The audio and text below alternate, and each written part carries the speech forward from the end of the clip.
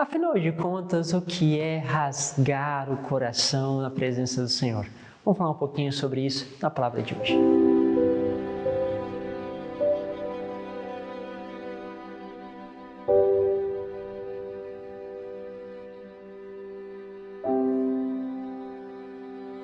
Em nome do Pai, do Filho e do Espírito Santo. Amém. Bom, hoje é dia de podermos deixar justamente as cinzas caírem sobre a nossa fronte, sobre a nossa cabeça, para que termos compreensão, justamente, que do pó viemos, ao pó voltaremos. Isso significa que temos que pensar que esta vida presente, ela tem um fim, embora, lógico, a nossa vida seja eterna. Somos chamados a esta eternidade, mas isso daqui passa. Por isso que nós precisamos colocar debaixo dos valores que Deus nos traz, debaixo daquilo que é o senhorio de Deus na nossa vida. Por isso devemos rasgar o nosso coração, revelar aquilo que está dentro de nós. Eu quero, olhando para a primeira leitura, trabalhar um pouco sobre isso com você. Pega lá então, tá a profecia de Joel, capítulo 2, versículo 12 ao 18. Diz assim: Agora diz o Senhor, voltai para mim com todo o vosso coração, com jejuns, lágrimas e gemidos. E aí é interessante pensarmos isso, porque é o seguinte: para voltarmos de todo o coração ao nosso Senhor, nós precisamos voltar à palavra dele, prestar atenção, viver sobretudo aquilo que Deus está nos convidando, mas ao mesmo tempo precisamos fazer o caminho de jejum, de lágrimas e de gemidos. Como assim? Ou seja, o jejum, ele nos leva a uma consciência justamente daquilo que nós somos. Afinal, quando nós abstemos de algo que nós desejamos, conhecemos ao mesmo tempo a força daquilo que é a nossa vontade.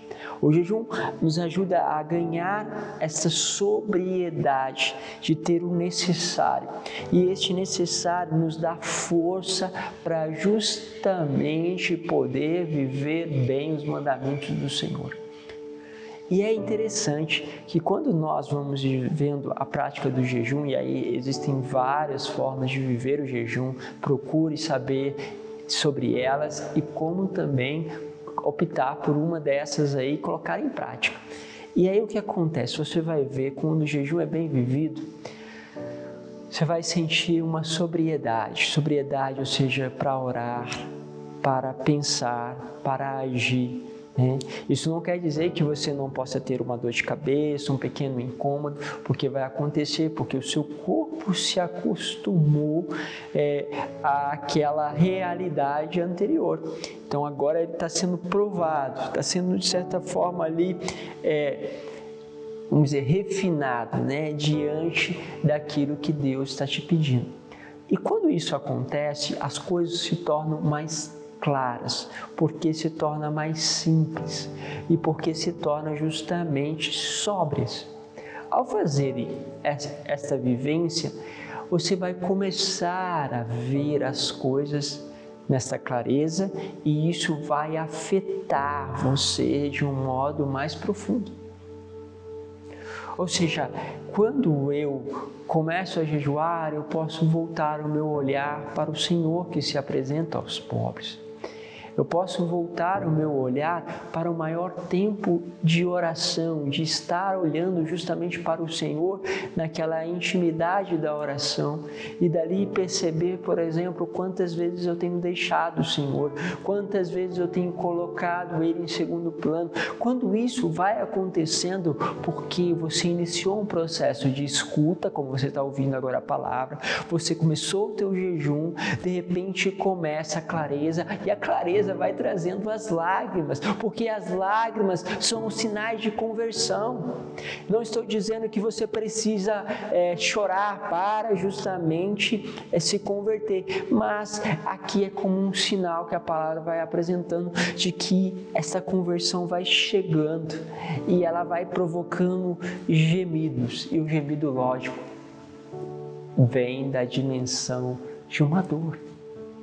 Porque você percebe, você agora vê, você agora tem clareza, e esta clareza mostra o quanto você precisa melhorar.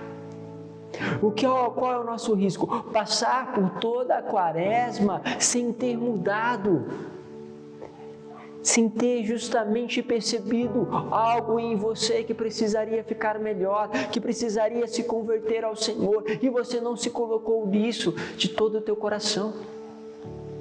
Então, por isso, rasgai o seu coração, porque aí você fala: Senhor, eu fiz isso, Senhor, eu fui deste jeito, Senhor, eu preciso disso porque eu preciso mudar. Então você começa a ter uma oração sincera com o Senhor, começa a rasgar o coração, porque antes tinha coisas que estavam escondidas, não só para Deus, mas para você mesmo. Nem você percebia isso, não percebia a tua ignorância, a tua impaciência, a tua luxúria, a tua inveja, os teus ciúmes. Você não percebia, mas agora o coração que passou justamente pelo jejum, pelas lágrimas, pelo gemido, agora ele se abre, ele se revela. E quando ele se abre, nós podemos olhar para Jesus, olhar para o Senhor, que na maioria das suas imagens apresenta o seu sagrado coração, ou seja, um coração que se abre. Nós rasgamos pela nossa miséria e Ele rasga o coração para acolher a nossa miséria, e assim vivemos uma dimensão da sua misericórdia. E vai dizendo isso: voltai o vosso coração para Deus, Ele é benigno, é compassivo, paciente e cheio de misericórdia, inclinado a perdoar o castigo. Quem sabe, se Ele se voltar para vós e vos perdoa e deixar atrás de si a sua bênção, oblação e libação para o Senhor vosso Deus, tocai a trombeta em Sião, prescrevei o jejum sagrado, convocai a assembleia, congregai o povo, realizai cerimônias de culto, reuni anciões, ajuntai as crianças e lactentes, deixe o esposo o seu aposento e a esposa o seu leito, chorem, postos entre os vestíbulos e o altar, os ministros sagrados do Senhor, e digam: perdoa, Senhor, a teu povo, e não deixe que esta tua herança sofra infâmia e que as nações a dominem. Porque se haveria de dizer entre os povos: aonde está o Deus deles? Então o Senhor encheu-se de zelo por sua terra e perdoou o seu povo. A consequência de todo este tempo de quaresma, de rasgar o coração, é justamente o perdão de Deus. De repente, você se percebe naquele gesto aonde você está ali, nu diante do Senhor, uma bondade. O Senhor é benigno, o Senhor é misericordioso, o Senhor é paciente, o Senhor é compassivo. Você vai percebendo tudo isso e aquilo te envolve e você se sente perdoado. E a consequência de quem é muito perdoado é que muito ama.